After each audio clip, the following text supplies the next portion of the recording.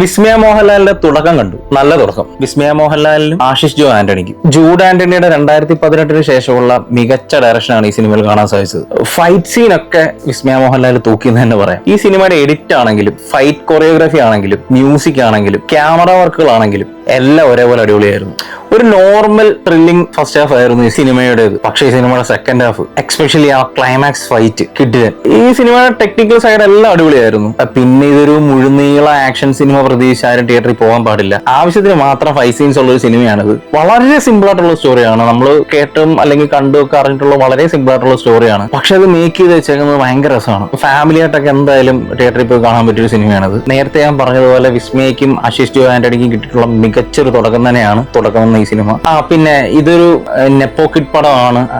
ഇവർക്കെല്ലാം എളുപ്പമാണ്, എല്ലാം എളുപ്പത്തിൽ കിട്ടും എന്നുള്ളൊരു ധാരണയിൽ അല്ലെങ്കിൽ അങ്ങനെ സംസാരിക്കുന്ന ആൾക്കാരോട് പറയാനുള്ളത്, മലയാള സിനിമയിൽ കഴിവില്ലാത്ത ഒരു നെപ്പോ കിഡും ഇല്ല എന്നുള്ളതാണ് എന്റെ അഭിപ്രായം. അപ്പൊ ഓക്കെ ബൈ.